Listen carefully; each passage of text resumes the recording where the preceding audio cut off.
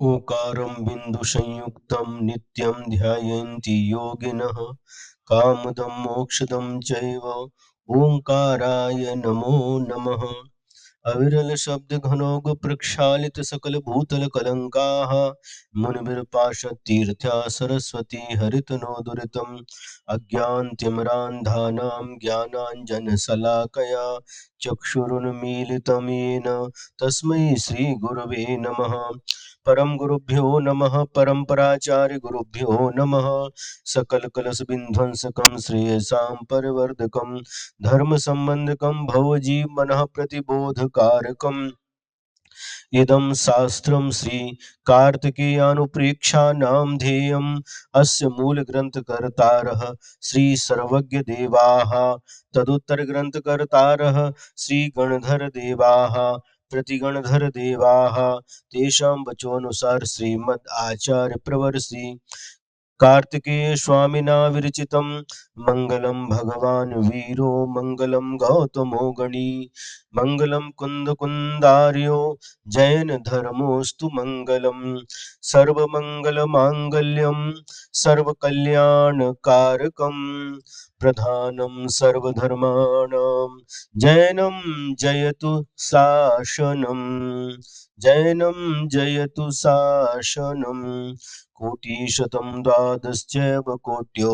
लक्षाणि शीतितृतिकानि चैव पञ्चाशदष्टौ च सहस्रसङ्ख्या मेतच्छ्रुतं पञ्चपदं नमामि अरिहन्त भासि यत्थं गणहरदेवेः गन्ध्यं सम्मम् प्रणमामि भक्तियुक्तो सुदनाणमहोवहिं शिरसा इच्छामि वन्ते सुदवती काउश गोगौदसालचम अंगोंग पैन पाउडर परियमी सुत्पणमाण योग पुब्बगे चूलिया चेव सुत्थै थुई धम्म काहयम शयानिच कालमंचेमि पूजेमि वंदामि नमंसामि दुख खो कमखो बोहिलाओ सुगई गमनम समाहि मरणम जिन गुण संपत्ति हो मज्जम पौर्वाणिक स्वाध्याय वेलायां पूर्वाचार्यानुक्रमेण सकल कर्मक्षयार्थं भाव पूजा वंदना स्तव समेतं श्रीमदाचार्य भक्ति कायोत्सर्गं करोम्यहम्।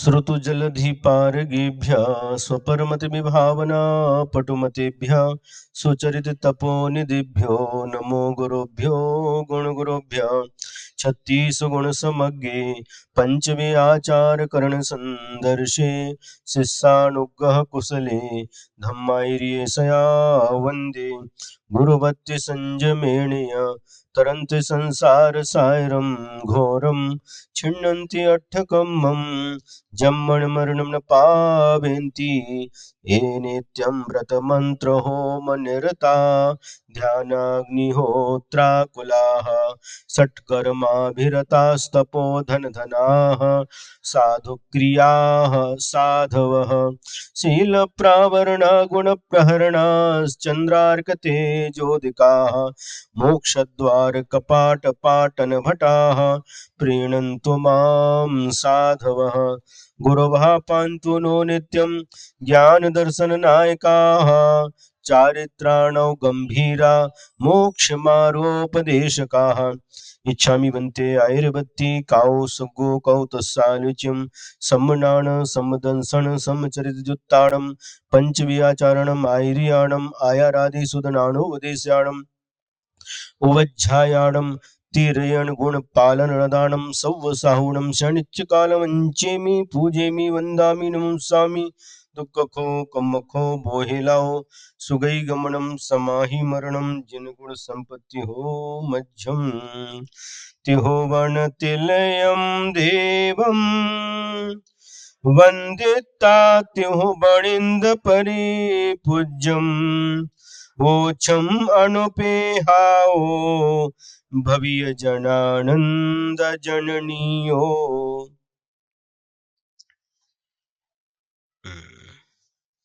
गाथा नंबर 71। चार प्रकार के परिवर्तन का वर्णन हो चुका है। द्रव्य परिवर्तन, क्षेत्र परिवर्तन, काल परिवर्तन और भाव परिवर्तन। अब अंतिम भाव परिवर्तन का स्वरूप कहा जाता है। अथ भाव परिवर्तनम निरूपयति परिणमदि सन्निजीवो विविह कसाएहि ठिदि निमित्तेहि अनुभाग निमित्ते ही वट्टंतो भाव संसारे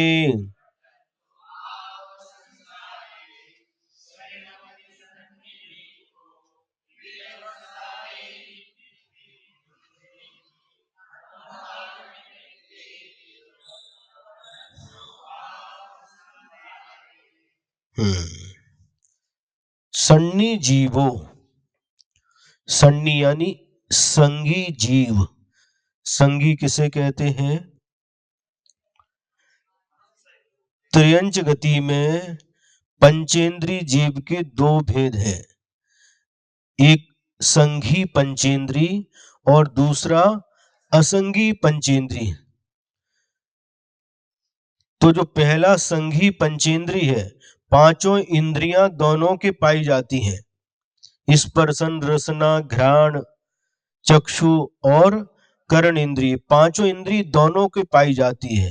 फिर दोनों में अंतर क्या है? जो संघी पंचेंद्रिय होते हैं उनको पांचों इंद्रियों के साथ साथ मन की भी प्राप्ति होती है। जिस मन के माध्यम से हम सोचते हैं, जिस मन के माध्यम से हम अपने आत्म कल्याण के मार्ग पर लग सकते हैं, ऐसे मन की प्राप्ति जिसे होती है उसे संगी पंचेंद्री जीव कहते हैं। और पांचों इंद्रियां तो जिसे मिली है किंतु मन की प्राप्ति नहीं हुई, ऐसे जीव को असंगी पंचेंद्री कहते हैं। तो यहां पर गाथा में कह रहे हैं सन्नी जीवो, जो संगी पंचेंद्री जीव है वह क्या करता है? विविह कसाये ही, बहुत प्रकार की कसायों के द्वारा, ठिदि निमित्ते ही, स्थिति के निमित्त से,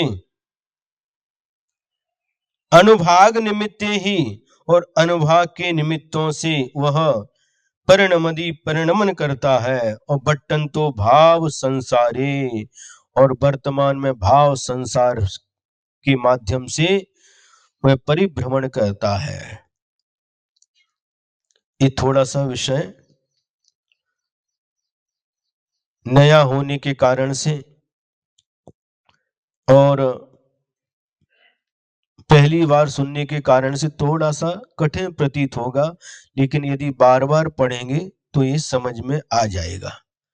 हम एक ही बार पढ़ेंगे, आप लोग ये पुस्तक है दोबारा इसको पढ़ सकते हैं।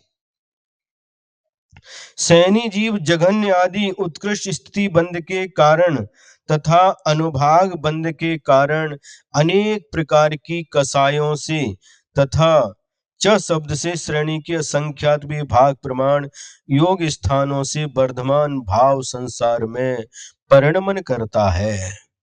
परिणमते संगी जीव विविध कषाय स्थिति निमित्त ही।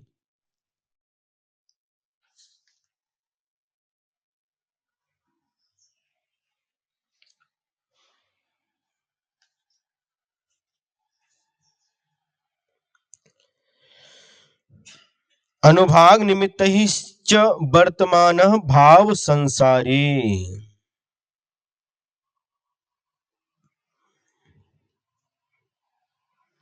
क्या कह रहे हैं?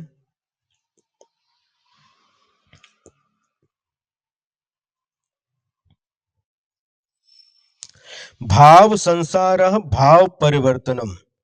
भाव संसार यानी भावों की परिवर्तन का नाम है। संगी जीव मिथ्या दृष्टि पंचेन्द्रिय पर्याप्तक प्राणी स्वयोग्य सर्वजघन्याम ज्ञानावरण प्रकृतिम अंतः कोटा कोटि प्रमिताम बदनाति। अब एक संघी पंचेंद्री जीव है जो मिथ्या दृष्टि है, वह पंचेंद्री पर्याप्तक है, ऐसा प्राणी अपने योग्य सर्व सबसे जघन्य ज्ञानावरण जो कर्म है उसकी प्रकृति, ज्ञानावरण कर्म की प्रकृति की अंतः कोटा कोटि प्रमाण बांधता है। तस्य जीवस्य कसाय अध्यवसाय स्थानानि असंख्य लोक मात्राणि जघन्य स्थिति योग्यानि। उस जीव के कसाय अध्यवसाय स्थान असंख्यात लोक प्रमाण जगन स्थिति के योग्य होते हैं।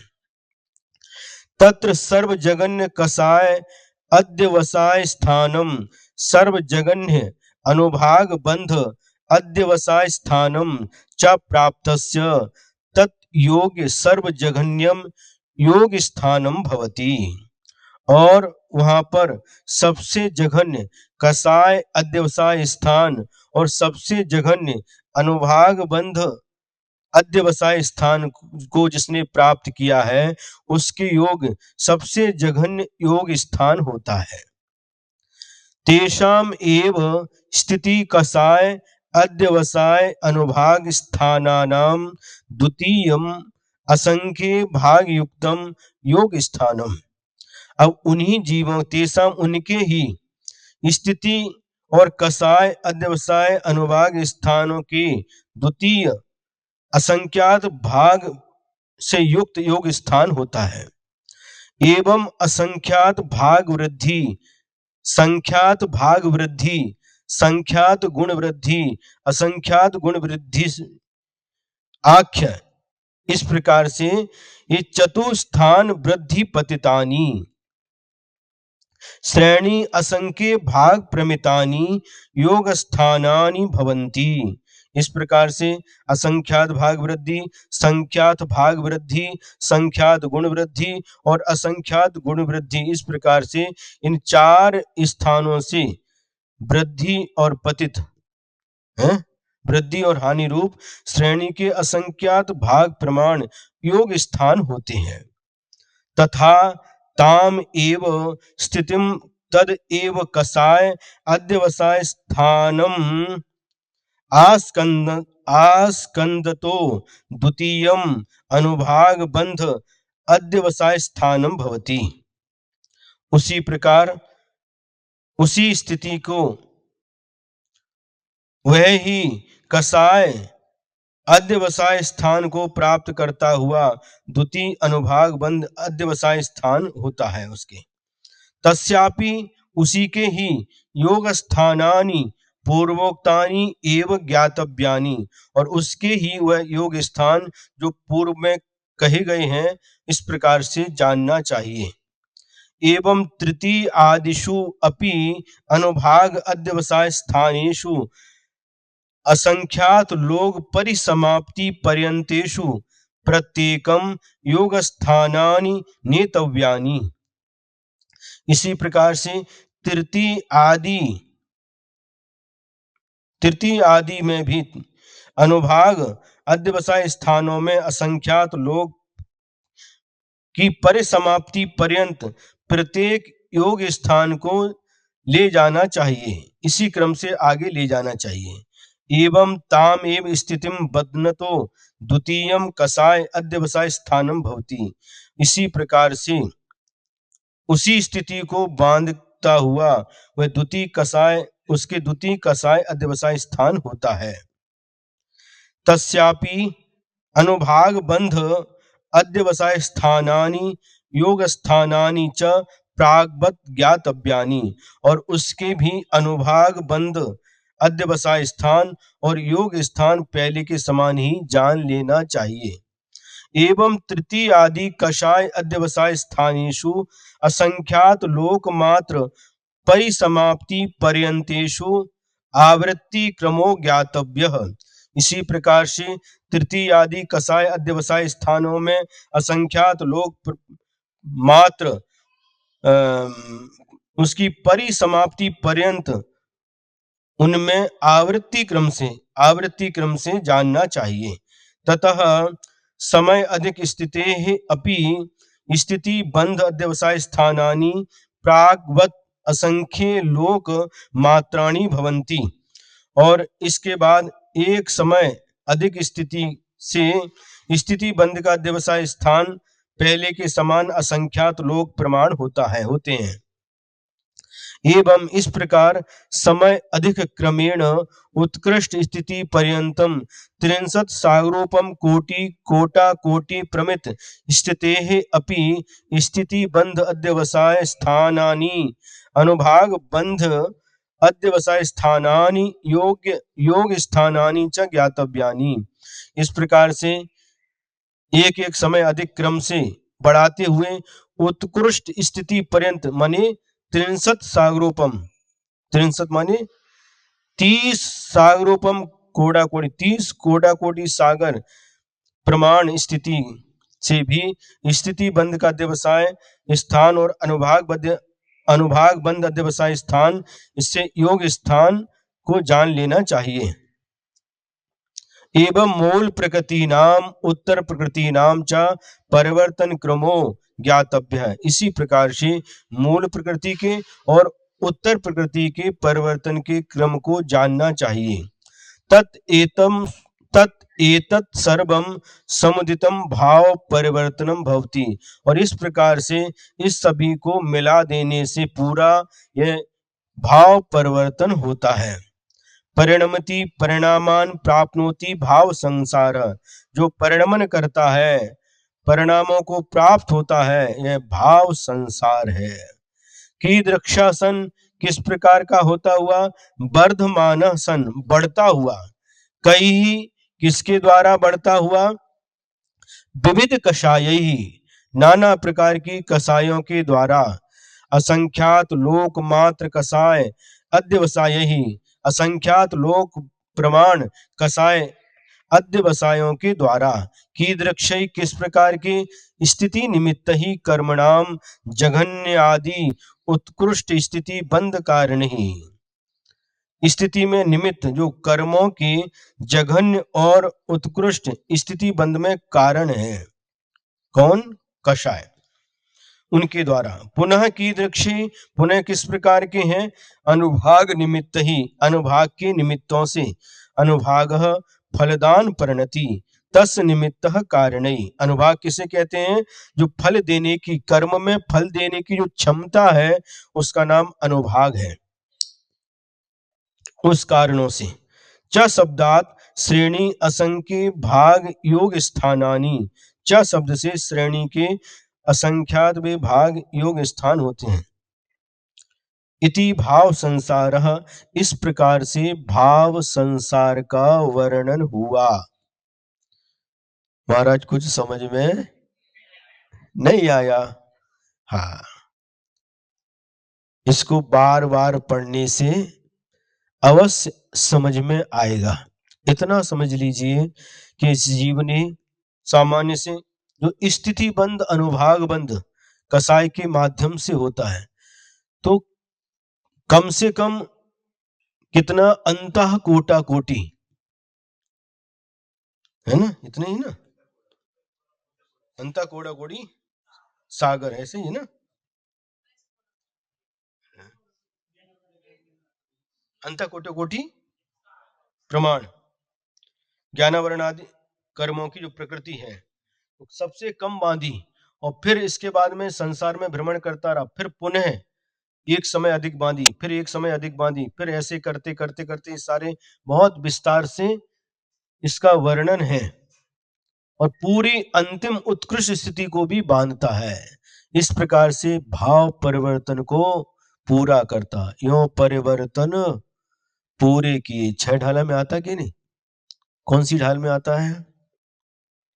पहली ढाल में क्या है? बोलो।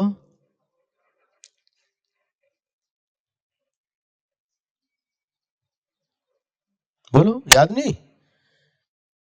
पहली ढाल की अंतिम पंक्ति, यूं परिवर्तन पूरे किए, इसके पहले क्या है?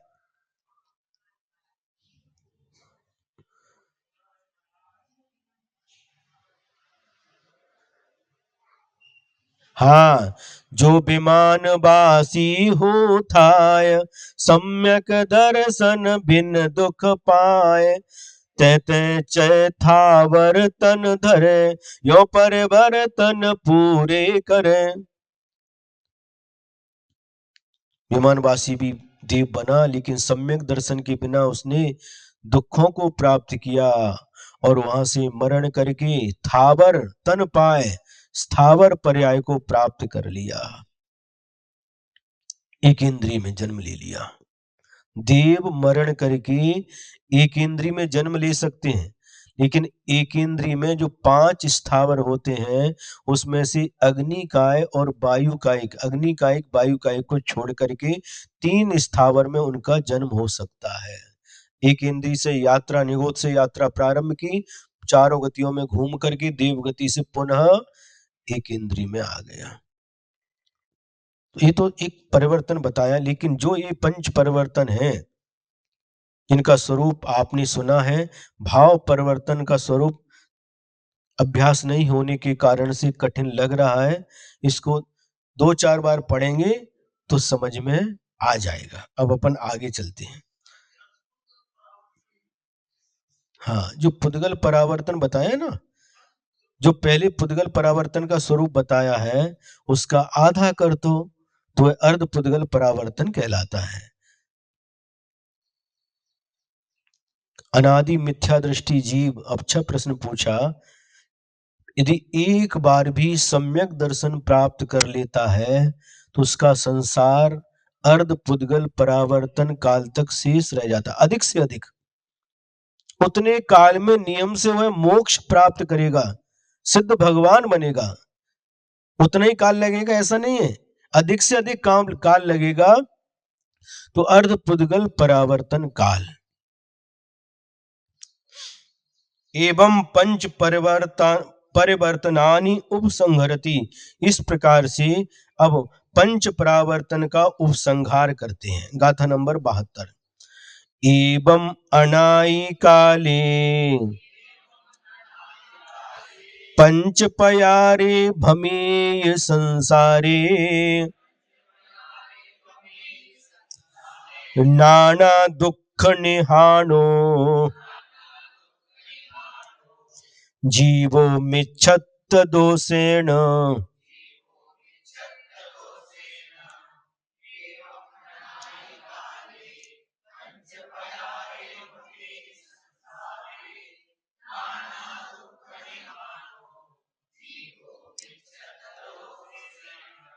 अब शिष्य प्रश्न करता है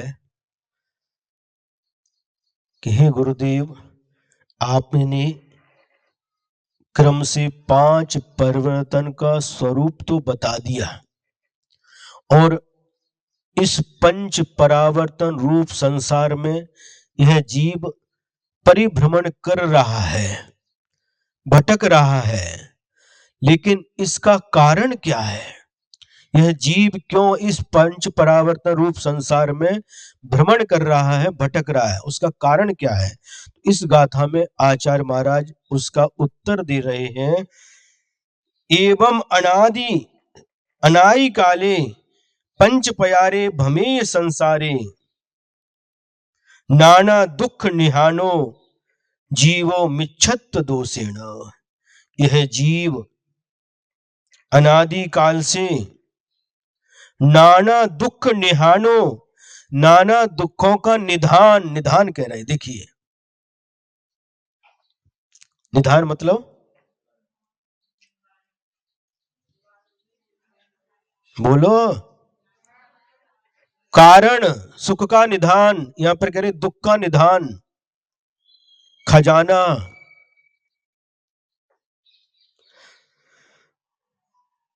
अनादि काल से यह जीव नाना प्रकार के दुखों के निधान रूप इस पंच परावर्तन रूप संसार में भ्रमण कर रहा है। क्यों? मिच्छत दोषेण, मिथ्यात्व दोष के कारण से।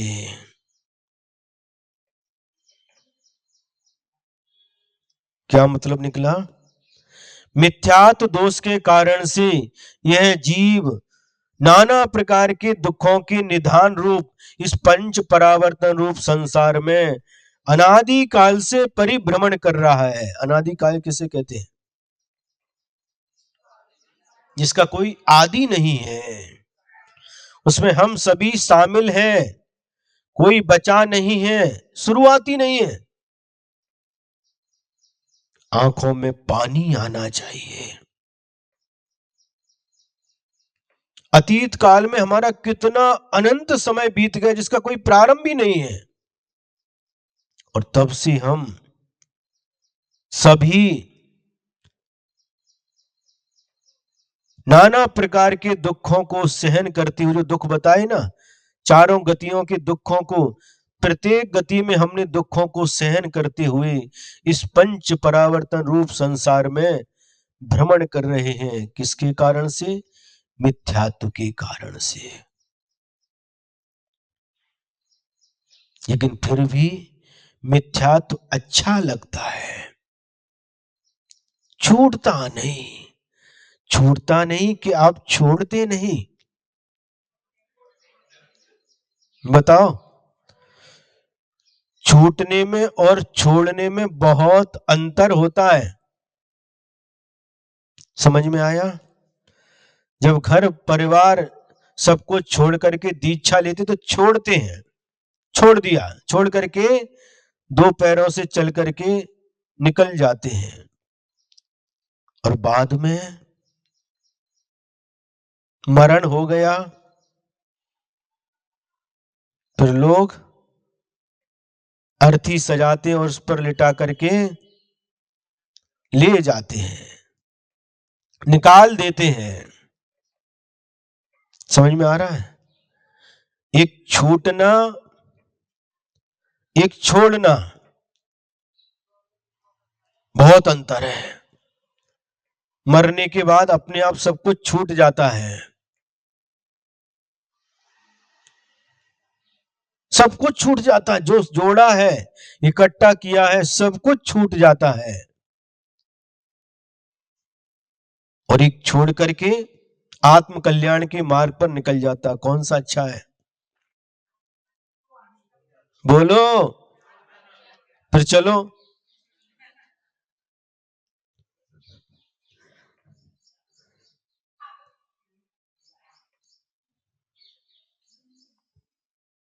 ये मिथ्यात्व कितना भयंकर है, और महाराष्ट्र कर्नाटक में तो इसका बहुत जोर है।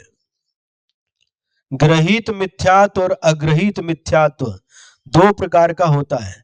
जहां पर ग्रहित मिथ्यात्व है, वहां पर अंदर मिथ्यात्व पल रहा है।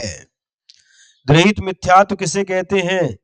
जो देव नहीं है उनको देव मान करके भजना, जो शास्त्र नहीं है उसको शास्त्र मान करके भजना, और जो गुरु नहीं है उनको गुरु मान करके भजना। इसका नाम मिथ्यात्व है। मतलब क्या? देव का स्वरूप क्या है?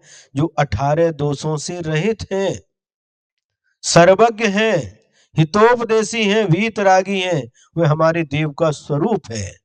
और ये गुण जिसके अंदर नहीं है उनको भी भजना। जो देव नहीं है, 18 दोषों से सहित है, सर्वज्ञ भी नहीं है और हितोपदेशी भी नहीं है, उनको भजना। भजते की नहीं हो महाराज? पहले पासून आमचे वडील, वडिलाचे वडील, वडिलाचे वडील, वडिलाचे वडील, आजोबा पंजोबा सगळे करत होते, म्हणून मी भजतो. सुन रहे? हाँ, बहुत जोर है. घर में देवघर बनाते हैं और उसको कन्नड़ में, कर्नाटक में जगली बोलते हैं. सब ला करके वहां पर सब बैठेंगे उसमें, सबको रखते हैं. वो भी शिरडी वाले भी हैं, पंढरपुर वाले भी है, उधर क्या है वो तिरुपति वाले भी है, शेगांव, शेगांव क्या शनि शनि सिंगापुर, कहां कहां से ला करके भगवान भगवान भगवान है, लेकिन भगवान का स्वरूप पता नहीं है. हाँ, सब एक कैसे हैं? मुसलमान अल्लाह अल्लाह चिल्लाता है और जैन यल्ला यल्ला. यल्ला मतलब सभी,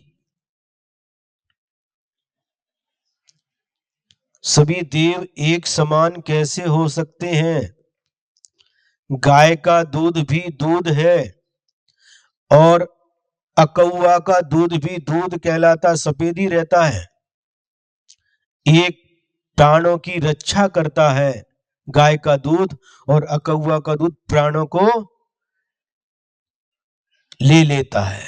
देखने में सफेद है, दूध के जैसे ही दिख रहा है, लेकिन एक प्राणों की रक्षा करने वाला है, एक प्राणों को लेने वाला है. अंतर है कि नहीं? हाँ, देव वो है, उनका अस्तित्व है, वह रागी है. राग द्वेष मलीन सैन मनसा, राग द्वेष से मलिन चित्त है, वह हमारे लिए भजनी योग्य नहीं है.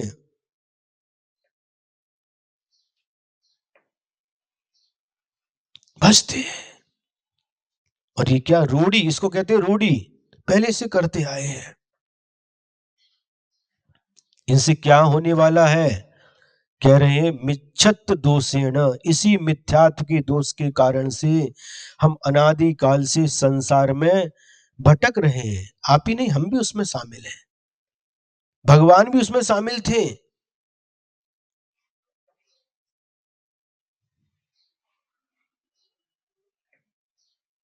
ये बुद्धि का भ्रम है. उनके भजने से हमारा काम हो जाएगा, उनको भजेंगे तो ये हो जाएगा वो हो जाएगा. ये लौकिक आकांक्षाएं लेकर के क्यों भजता है संसारी प्राणी? क्यों? आचार्य समंतभद्र स्वामी ने 4 कारण बतलाए.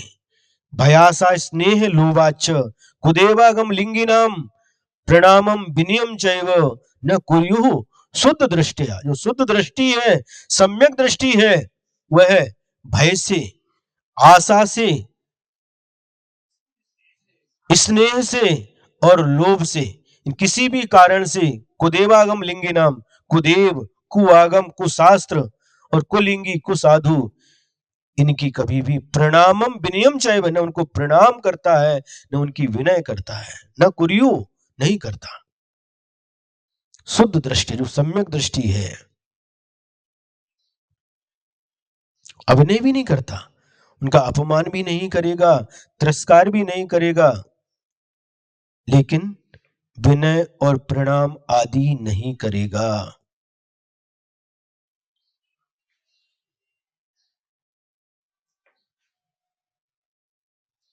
समझ में आ रहा है? हाँ, जहां पर ग्रहित मिथ्या तो वहां पर मिथ्या तो है ही नियम से.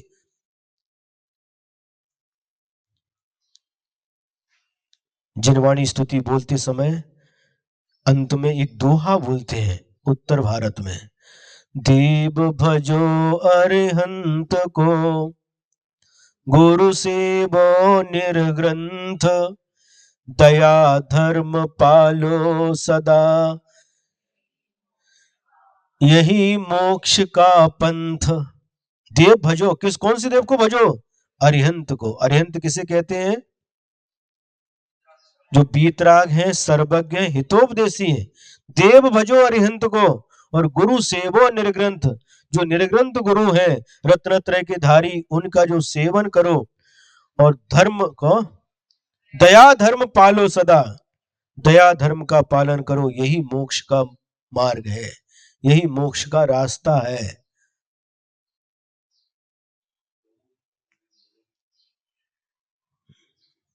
समझ में आ रहा है? हाँ, अलग अलग देश के अलग अलग ग्राम देवत है। ग्राम देवत भी रहते हैं यहाँ पर है। कुल देवत, कुल देव, हाँ, कुल देवता भी रहते हैं। हमारे कुल देवता हैं। कई लोग के घर जाते, क्या है वो, क्या पिंडी, शिव पिंडी क्या है? हमारे कुल देवता है। अरे तुम जैन हो, तुम्हारी कुल देवता ही कैसे हो सकते हैं?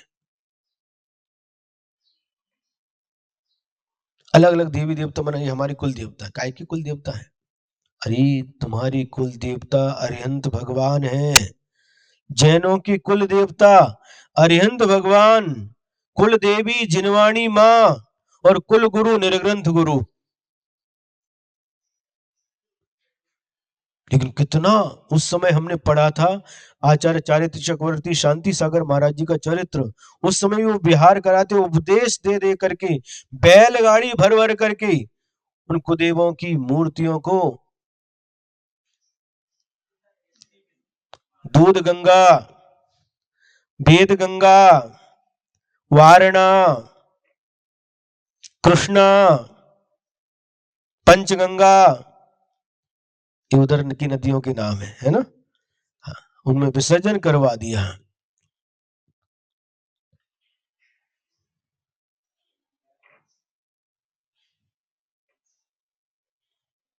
आज कई लोग आचार्य शांति सागर महाराज जी की परंपरा का नाम लेकर के, आर्ष परंपरा का नाम लेकर करके उसी मिथ्यात्व की पुष्टि कर रहे हैं। लेकिन आचार्य शांति सागर महाराज जी, उन्होंने मिथ्यात्व का खंडन किया है।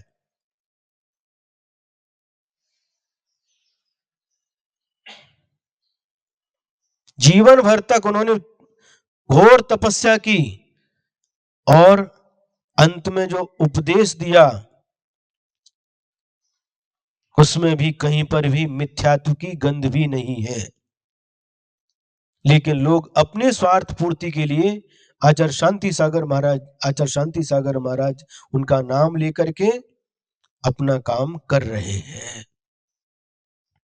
देखिए 2016 में चिंचवड़ में आए थे हम पंच कल्याण के लिए। फिर यहाँ से बिहार करते करते बहुत सारे चिंचवड़ है, खराड़ी, विमाननगर, निगड़ी, सांगवी, सुसगांव, चांदनी चौक, मानिक बाग, सब घूमते घूमते चातुर्मास के लिए दही गांव गए।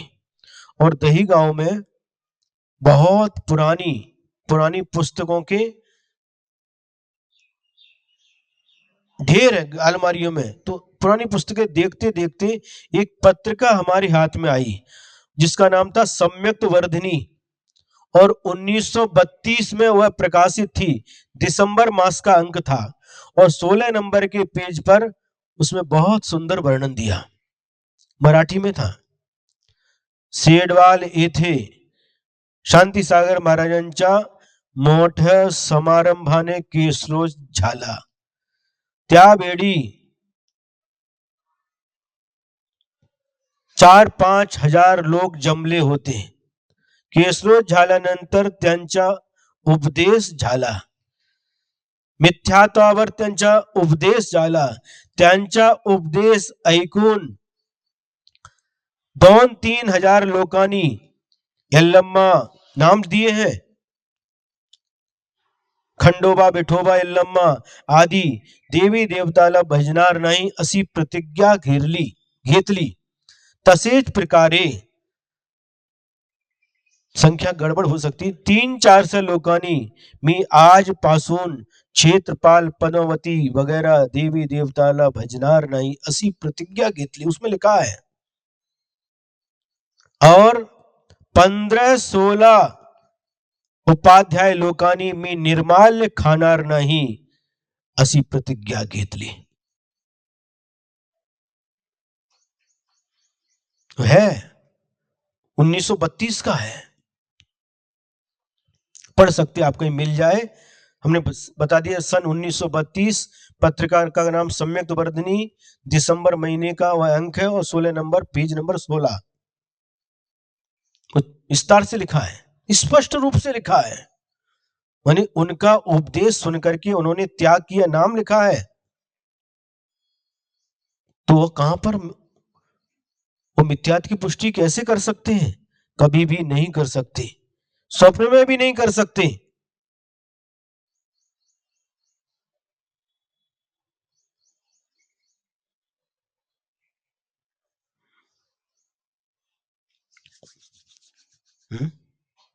इसलिए आचार्य शांति सागर जी का जो वास्तविक स्वरूप है वह आज इस प्रकार के जो वातावरण के माध्यम से वह ओझल सा होता जा रहा है। उनका जो वास्तविक स्वरूप कुछ और था। पढ़िए, पढ़ने के बाद आपको समझ में आएगा।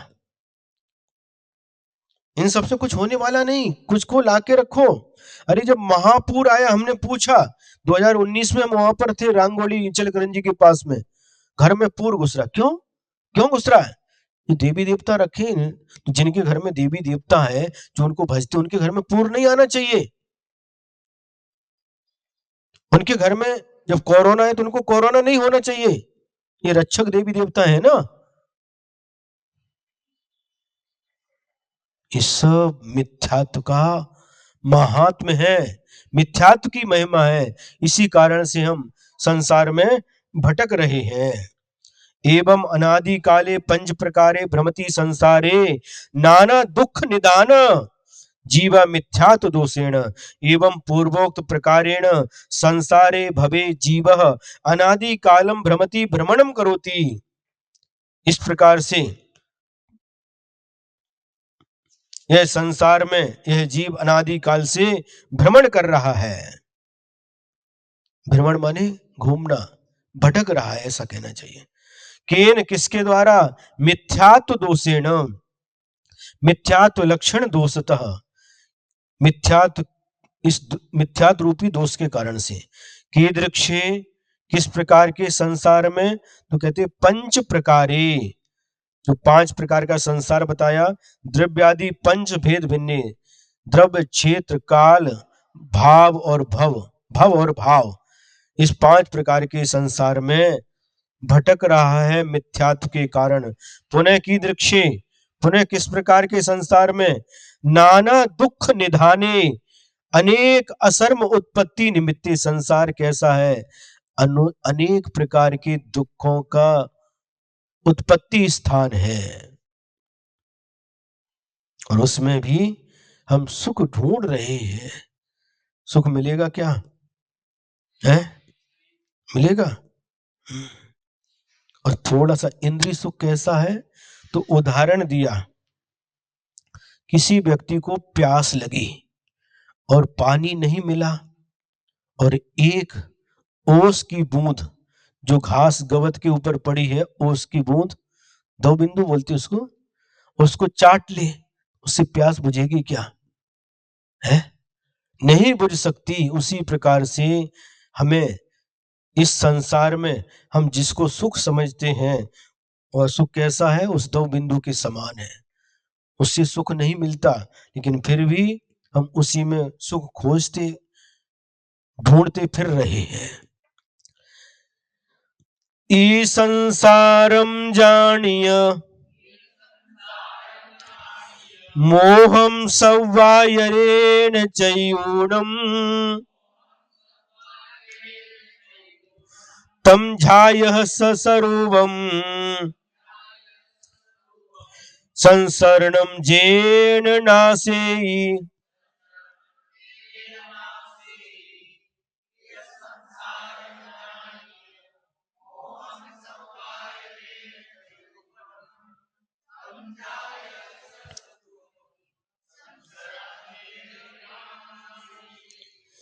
यह इस प्रकार से संसारम, संसार के स्वरूप को जानिय, जान करके, सौवादरेण मोहम चयूणम, पूर्ण रूप से मोह को छोड़ करके,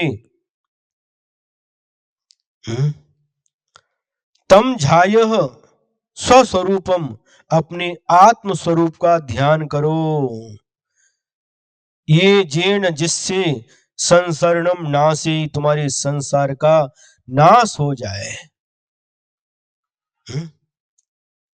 यदि आपको कोई कहे तुम्हारे संसार का नाश हो जाए तो क्या लगेगा? बुरा लगेगा। ये कैसा हमको शाप दे रहे हैं, उससे लड़ने लग जाओगे। तुम्हारे संसार का नाश हो जाए, तुम्हारे संसार का सत्यानाश हो जाए, है? नाश मिटे। अंकित पठारी बता रहे हैं कि बुंदेलखंड में ऐसे बोलते नाश मिटे, है? हाँ, नाश, नाश के मिटे। हाँ, तुम्हारे संसार का नाश हो जाए। एक सिद्ध सागर महाराज जी थे, तो आचार्य सुमति सागर महाराज जी के शिष्य थे, और आचार्य श्री के पास संलेखना के लिए आए थे। 1999 में हम लोगों की दीक्षा हुई और उसके बाद ही उनकी संलेखना प्रारंभ हो गई। जब कोई दर्शन करने के लिए आता था तो क्या बोलते थे वो? तुम्हारे कर्मों का नाश हो, ऐसे ही बोलते थे वो। कोई नमोस्तु करता, नमोस्तु महाराज जी, तो आशीर्वाद में क्या बोलते? तुम्हारे कर्मों का नाश हो, तुम्हारे कर्मों का नाश हो, ऐसा बोलते थे। जब छोटे छोटे बच्चे आते थे दर्शन करने के लिए तो उनसे क्या बोलते थे? खेलो कूदो मौज करो और दूध भात को भोजन करो, सब बोलते थे। तुम्हें कर्मों का नाश हो। यहां पर क्या कह रहे हैं? तुम्हारे संसार का नाश हो। अरे ये तो हमारे लिए कैसी बद्दुआ दे रहे हैं, संसार का नाश हो। जिनको ज्ञान नहीं है उनको बद्दुआ लगेगी, और जिनको ज्ञान है उनको दुआ लगेगी।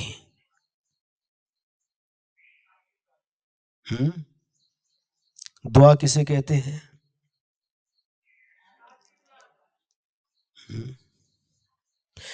कोई बीमार हो गया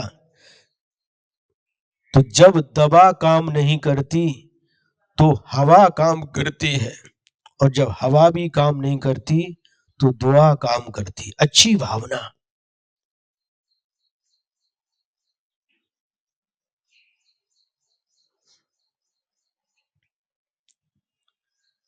इति संसारम ज्ञात्वा मोहम सर्वादरेण त्यक्त्वा तम ध्यायत स्वस्वरूपम संसरणम येन नश्यति तम प्रसिद्धम स्वस्वभावम शुद्ध बोधमय स्वरूपम ध्यायत यूयम स्मरत। जो प्रसिद्ध है, अपनी आत्मा का स्वभाव, शुद्ध ज्ञानमय जो स्वरूप है उसका तुम सब ध्यान करो, स्मरण करो। येन ध्यातेन नश्यति विनाशम एति, जिसका ध्यान करने से विनाश को प्राप्त हो जाता है। किम, क्या? संसरणम पंच संसार भ्रमणम, 5 प्रकार के संसार का जो परिभ्रमण है वह नाश को प्राप्त हो जाता है। किम कृत्वा, क्या करके? सर्व आदरेण, यानी सम्यक्त व्रत ध्यान आदि सर्व उद्यमेन त्यक्त्वा मुक्त्वा। ऐसा नहीं ऐसे बैठ जाओ, पहले मिथ्यात्व को छोड़ो, सम्यक्त धारण करो, अव्रतों को छोड़ के, पापों को छोड़ के व्रतों को धारण करो, फिर ध्यान करो पूर्ण उद्यम के साथ। किसको छोड़ करके? मोहम, ममत्व परिणाम मोहिनी कर्मिति। मोह का मतलब ममत्व परिणाम। ममत्व परिणाम किसे कहते हैं? यह मेरा है, मम इति अभिप्रायः ममत्वम, यह मेरा है। पर वस्तु में जो मेरेपन का भाव है उसे क्या कहते हैं? ममत्व भाव कहते हैं। जो मेरा नहीं है उसे मेरा कहना, मेरा समझना। ये शरीर मेरा है, शरीर को जन्म देने वाले माता पिता मेरे हैं, माता पिता से और भी जन्म लेने भाई बहन मेरे हैं, ये मित्र मेरे हैं। जो ममकार का भाव आता है, जो ममत्व भाव, इसी को ममत्व भाव कहते हैं, ये मेरे हैं। तो यहां पर कह रहे सभी प्रकार के ममत्व भाव को छोड़ करके ममत्वम त्यज और समत्वम भज, ममत्व भाव को छोड़ करके समत्व को भजो। समत्व मतलब समता भाव।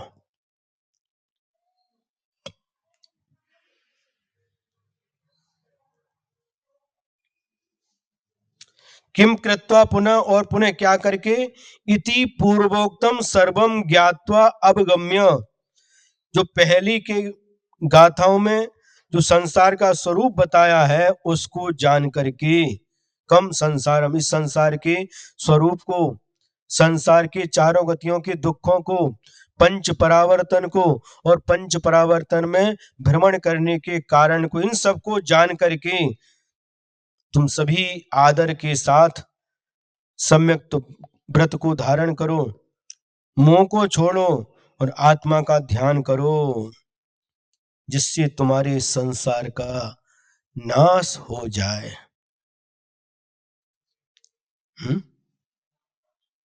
संसार का नाश करना है कि नहीं?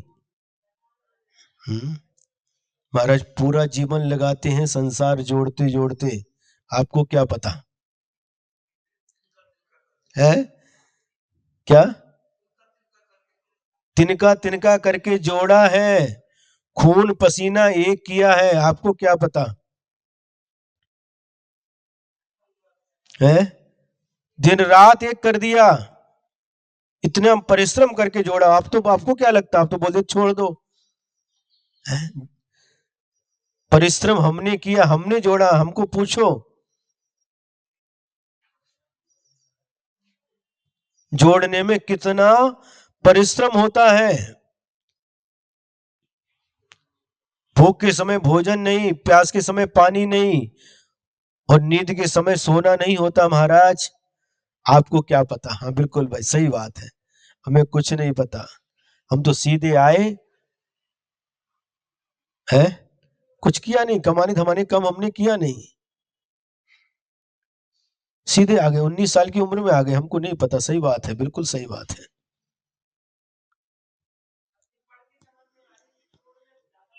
हाँ बिल्कुल, छोड़ने में परिश्रम लगता है, लेकिन जब ज्ञान हो जाता है क्षण भर में छूट जाता है।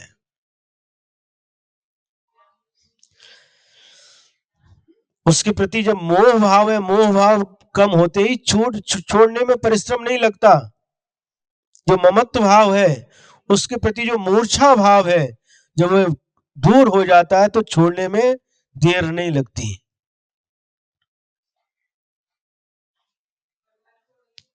हाँ चक्रवर्ती, 6 खंड का राज्य, 96,000 रानियां, 32,000 मुकुटबद्ध राजा जिसकी आज्ञा का पालन करते हैं, 9 निधि, 14 रत्नों का स्वामी, 18 करोड़ घोड़े, 84 लाख हाथी, 1 करोड़ गाय, 365 रसोईया,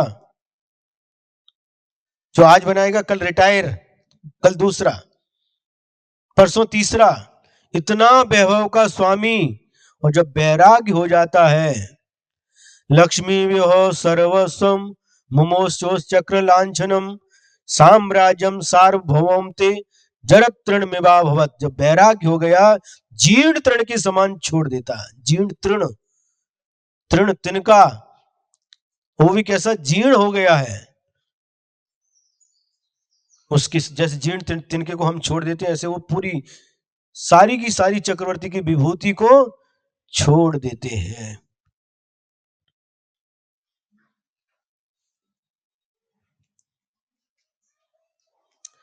संसार संसरन्ति अत्र संसारे जीवा मोह विपाकतः स्तवीमि तत्परित्यक्तम सिद्धम शुद्धम चिदात्मकम।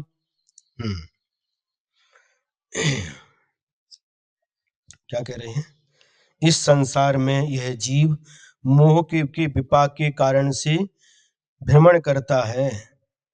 तत्परित्यक्तम, उसको त्याग करके सिद्ध शुद्ध चिदात्मक जो स्वरूप है उसका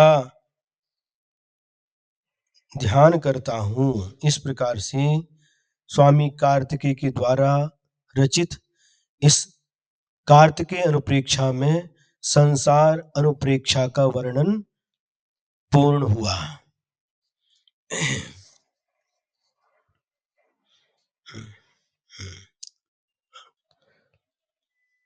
स्वाध्याय के पूर्व अंकित जी ने निवेदन किया था, महाराज ऐसा उपदेश दो ताकि हमारा संसार छूट जाए। भावना बहुत अच्छी है, अच्छी भावना है, छोड़ने का भाव तो करो।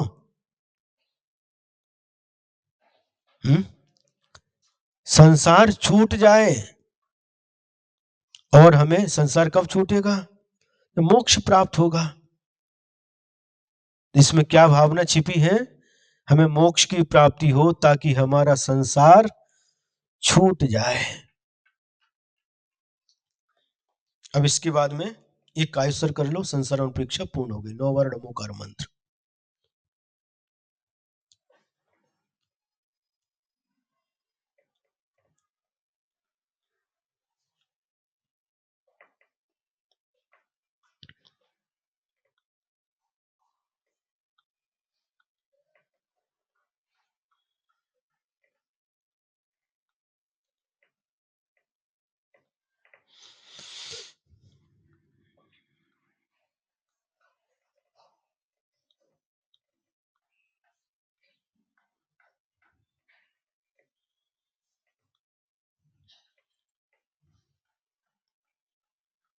अब एकत्व अनुप्रेक्षा प्रारंभ होती है।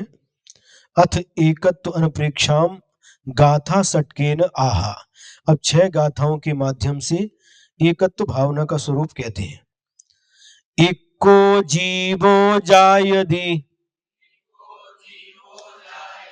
एको गब्भम्मि गिण्णदे देहम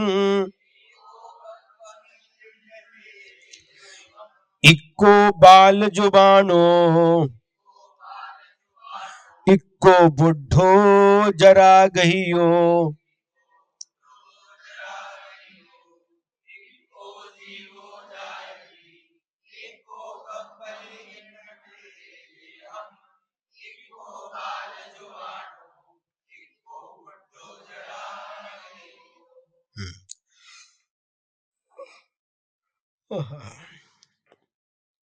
क्या कह रहे हैं? इक्को जीवो जायति, यह जीव अकेला जन्म लेता है। एको गब्भम्मि गिण्णदे देहम, और अकेला ही मां के गर्भ में शरीर धारण करता है। इक्को बाल, अकेला ही बालकपने को, बाल्यावस्था को प्राप्त होता है। जुबानो इक्को, और अकेला ही जवान होता है। और इक्को बुढ़ो जरा गहियो, और जरा से ग्रहित होकर के अकेला ही बुढ़ा होता है।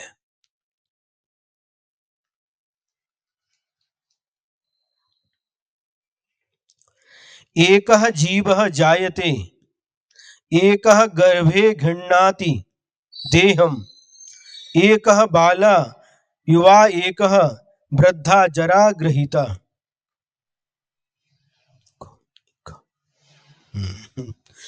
इक्को शब्द आया ना, जो पहले जो तांगा होते थे ना, तांगा जिसमें वो घोड़ा लगाते हैं, उसमें बैठ करके लेकर के जाते हैं, उसको इक्का बोलते हैं।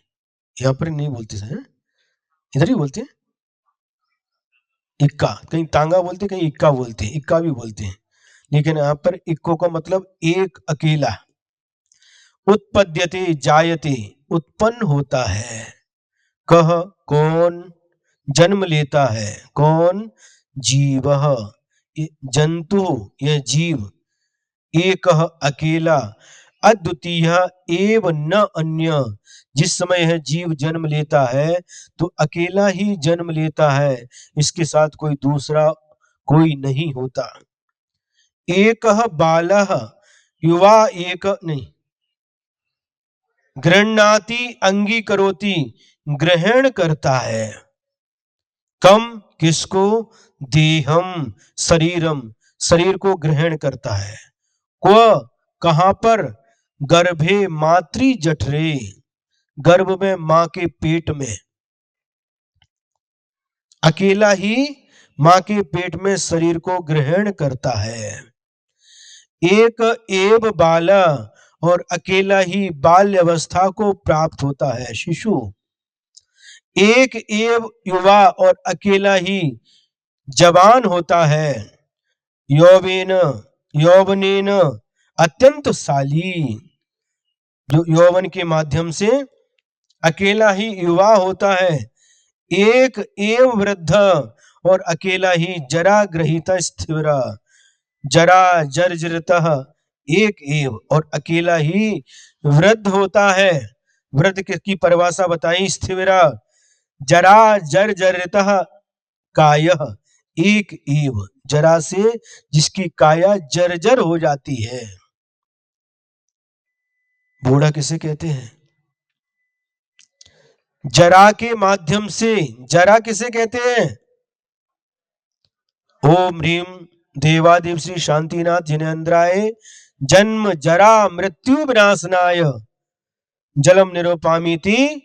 तो जरा शब्द आता, जरा मतलब बुढ़ापा, जरा से जर्जरित काया। शरीर कैसा हो जाता है? देखिए, बालक के शरीर को देखिए।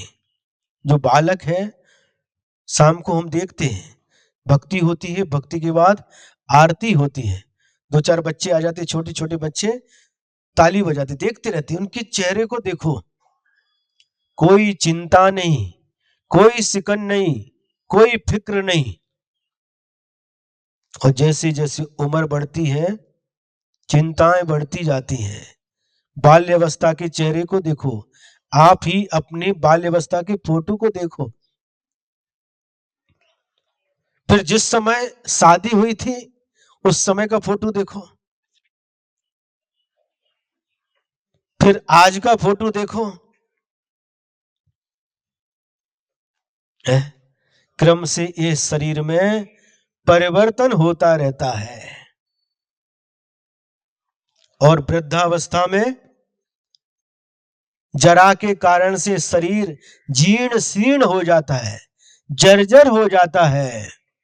जो चेहरे पर, पूरे शरीर पर जो तेज दिखाई देता है वह फीका पड़ जाता है।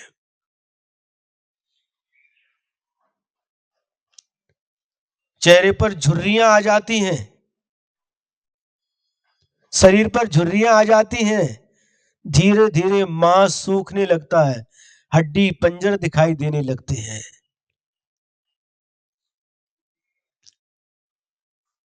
आंखें अंदर चली जाती हैं, दांत निकल जाते हैं, गाल अंदर घुस जाते हैं।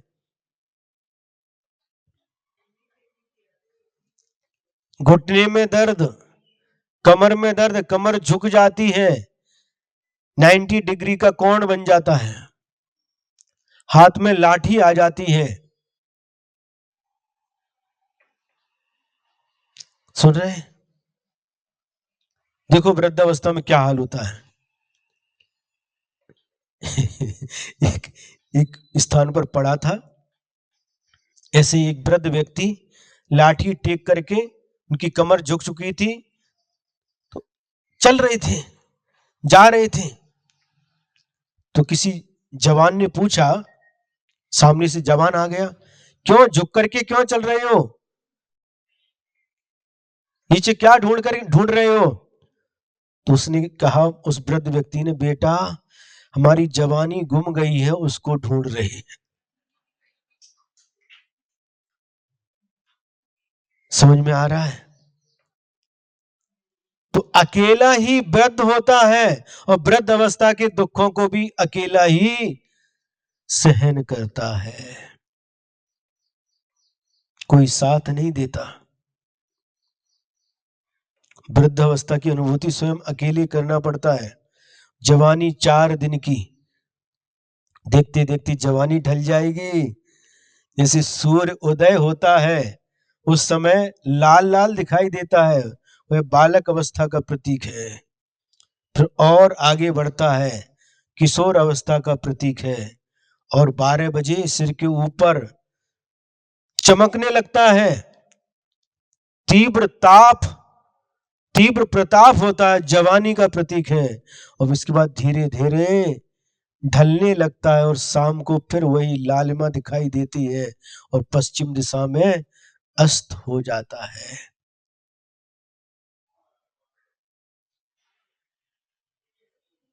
लेकिन हम भूल जाते हैं, याद नहीं रहता कि हम भी जवान हैं, तो कभी हम भी बालक थे, हमें याद नहीं रहता, और कभी हम बूढ़े होंगे ये भी ध्यान में नहीं आता। लेकिन ये सत्य है। इस प्रकार से अकेला ही माँ के गर्भ में शरीर को धारण करता है, माँ के गर्भ से अकेला ही जन्म लेता है, अकेला ही बालक, अकेला ही युवा और अकेला ही वृद्ध होता है।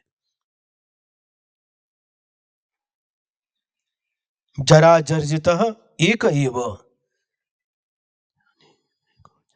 एक हाइको लिखा था, प्रसंग में याद आ गया, सुना देते हैं। देख तो जरा, देख तो जरा, जरा ने शरीर को जर्जरित किया। गाथा नंबर 75। इक्को रोई सोई, इक्को तप्ये मान से दुखे, इक्को मरदी बराओ,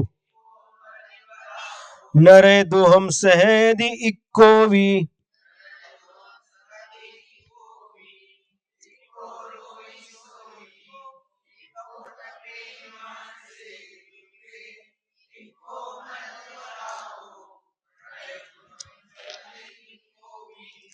इक्को रोई,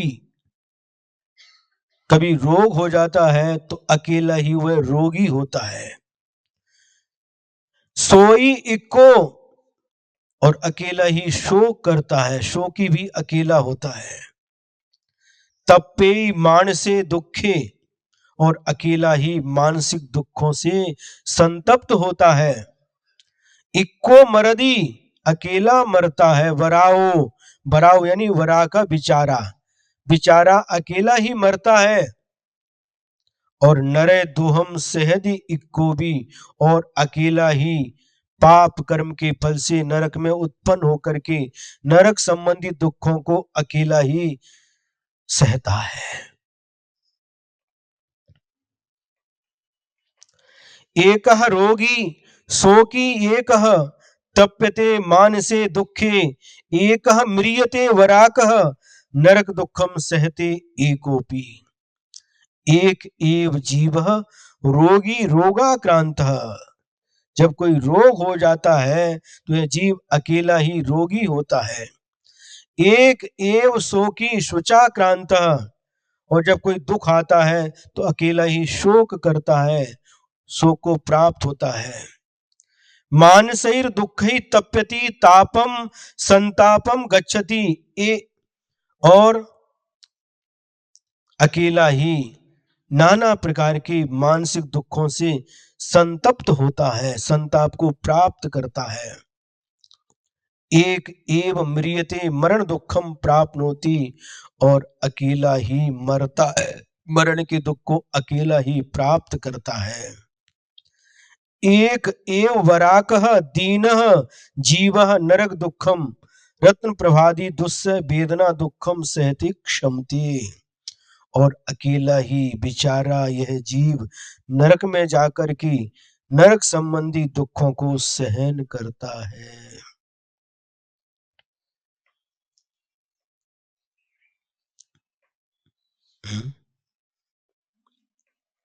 अकेला, एकटा क्या है? ऐसा हमें लगता है कि हमारी सुख दुख में साथी है, तो सुख में तो साथ दे सकते हैं, लेकिन दुख का अनुभव अकेले ही करना पड़ता है। साथ देते हुए दिखाई देते हैं, लेकिन वास्तव में हमारे कर्म के फल को हमें ही भोगना होता है।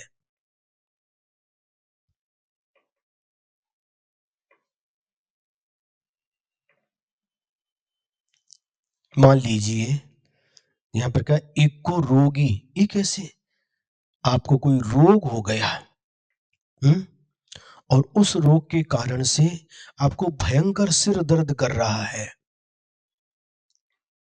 जो माँ है, पिता है, पत्नी है, बच्चे हैं, वो क्या करेंगे?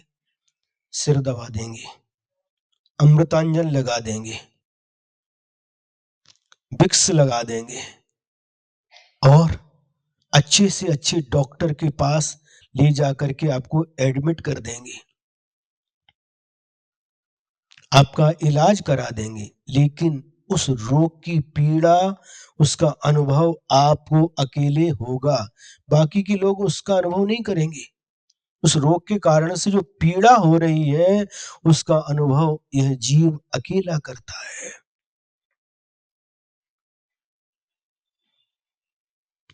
समझ में आ रहा कि नहीं? दूसरे को नहीं होगा।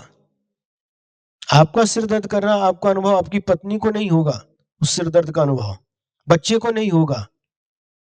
अकेला ही उस रोग के कारण से दुख का अनुभव करता है। पेट दर्द कर रहा है तो भी अकेला ही अनुभव। कोई भी रोग हो जाए, रोगी बनकर के अकेले ही उस रोग के दुख को सहन करता है, कोई साथ नहीं देता। एक घटना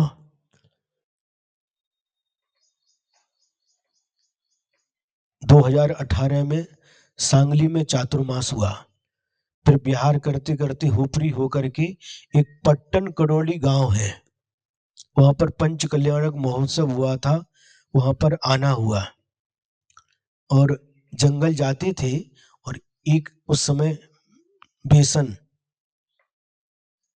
बेसन कड़ली हिट उसको लेके जाते थे शुद्धि के लिए, तो पुड़िया बना करके देते थे।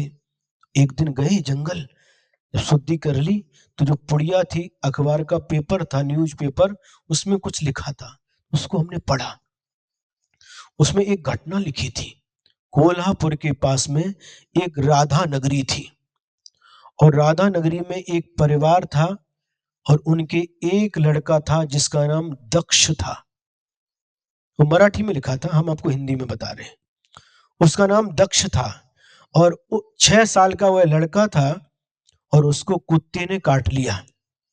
उसने कुछ बताया नहीं, ध्यान नहीं दिया, और कालांतर में उसको रेबीज नाम का रोग हो गया। डॉक्टर को दिखाया, एक ऐसा रोग होता है जिसका कोई इलाज नहीं है, ये ला इलाज है। होने के बाद उसको पानी से डर लगता है, और कुत्ते जैसी आवाज निकालता, कुछ ऐसी उसके अंदर प्रक्रिया होती है। डॉक्टर को दिखाया, और डॉक्टर ने उसको ना इलाज कह दिया, और क्या किया, उसको वहीं पर एक हॉस्पिटल में ही एक कमरे के अंदर रखा गया, और माता पिता उस खिड़की से देख रहे हैं, और वह अपने पिताजी को कहता है, बाबा मला ठंडी वाजते, मला जवळ घ्या, बाबा मला ठंडी वाजते, मला जवळ घ्या, पिताजी मुझे ठंडी लग रही है, मुझे अपने पास ले लो। पिताजी की आंखों में आंसू है। इकलौता बेटा था, जिसको कांच की तरह, कांच के सामान की तरह उसकी रक्षा की, और जिसने इसने जो कुछ मांगा इसकी हर ख्वाहिश को मैंने पूरा किया, क्योंकि इकलौता बेटा है। लेकिन आज मजबूर होकर के खड़ा है।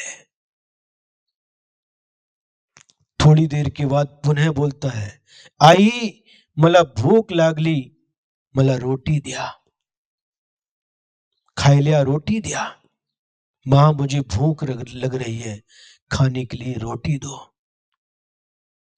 और उस समय मां क्या करती, वो भी रो रही है और रोटी को खिड़की में से उसके पास फेंक करके देती है। आंखों में आंसू भरे हैं। जिस बेटे को अपनी गोद में बिठा करके अपने हाथ से खिलाते थे, लेकिन आज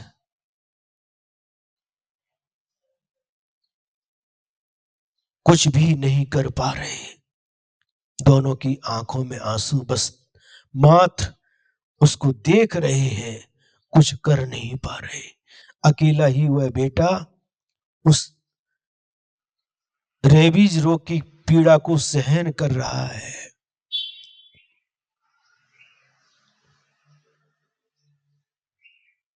समझ में आ रहा है? असहाय महसूस करता है उस समय, चाहते हुए भी कुछ नहीं कर पाते।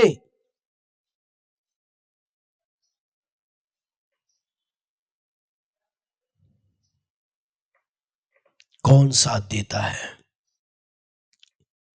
अकेला जन्म, अकेला मरण, अकेला रोगी, अकेला शोकी। एक आहेरकर काका थे, विजय आहेरकर नाम था है? हाँ, औरंगाबाद के। और हमेशा आते थे जब एलोरा में चातुर्मास हुआ था 2015 में, तब से आते थे, हमेशा आते थे। और अभी जब हमको पता नहीं था, अभी जब खराड़ी में थे तब पता चला, अपने बेटे के पास अमेरिका अमेरिका गए थे और आए थे। कोई बैंक के काम से कहीं जाना था और यही जय जन सोसाइटी के बाहर रोड पर ही अचानक एक्सीडेंट होने के कारण से उनका वहीं पर है ना, वहां ऑन द स्पॉट उनका मरण हो गया। देखो, क्या पता था, बैंक के काम से जा रहे थे, लौट करके आएंगे, लेकिन कब क्या होता है कोई भरोसा नहीं। प्रत्येक जीव के लिए कहा जा रहा है, हमें लगता है ये हमारे लिए साथ देंगे, ये हमारा साथ देंगे, ये हमारा साथ देंगे। कौन साथ देगा? है? कौन साथ देगा? ये गाथाएं इस सामान्य गाथा नहीं है, इनका चिंतन करो, इनका अनुभव करो।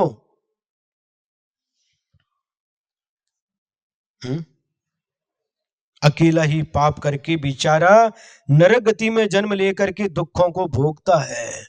उस समय न पत्नी साथ में आती है, उस दुख को न पत्नी भोगती है, न बच्चे भोगते हैं, न माता पिता, अकेला ही उस दुखों को भोगता है, सहन करता है।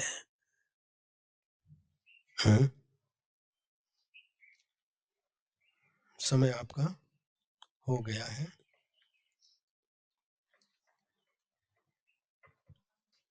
एक पढ़ने में और सुनने में तो बहुत अच्छा लग रहा है, लेकिन अनुभव करो। कम से कम 10 मिनट बैठो, कुछ नहीं आता, पैर पर पैर रख करके, हाथ पर हाथ रख करके भगवान के जैसे बैठ जाओ और बस इतना ही चिंतन करो, मैं अकेला हूं, मैं अकेला हूं। एक तो भावना का चिंतन करो, 10 मिनट के लिए तो करो, बाकी समय ठीक है मत करो, लेकिन 10 मिनट के लिए अभ्यास तो करो। मी एकटा आहे, मी एकटा होतो, मी एकटा राहणार। मैं अकेला था, अकेला हूं और अकेला ही रहूंगा। थोड़ा सा चिंतन करो 10 मिनट के लिए, तो बहुत आनंद आएगा। आनंद चाहिए कि नहीं? हाँ, आनंद तो चाहिए महाराज, लेकिन सब परिवार के साथ में। वो आनंद अलग है, लेकिन एकत्व का आनंद, एकत्व भावना का आनंद यदि लेना है तो इस प्रकार से 10 मिनट के लिए, 5 मिनट के लिए, जितना समय मिले, मैं अकेला हूं। है? हाँ, हाँ।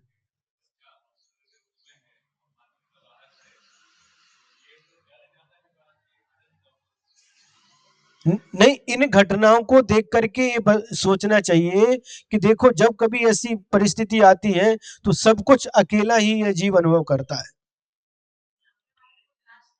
है? नहीं, देखा नहीं जाता, ये तो आपकी करुणा है, आपकी दया है, ये तो ठीक है, लेकिन हम अकेले हैं। जन्मे मरे अकेला चेतन, सुख दुख का भोगी, और किसी का क्या एक दिन यह देह जुदी होगी।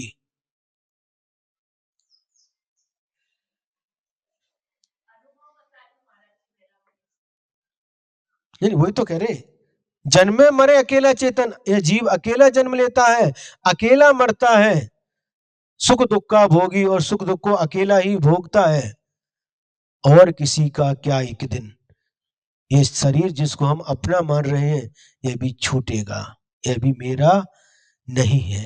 अनुभव तो करो, 5 मिनट के लिए थोड़ा सा ध्यान तो करो, तो फिर बाहरी जो अ, चकाचौंध है उसके प्रति आकर्षण कम होगा। हैं? ये शुभ लक्षण है।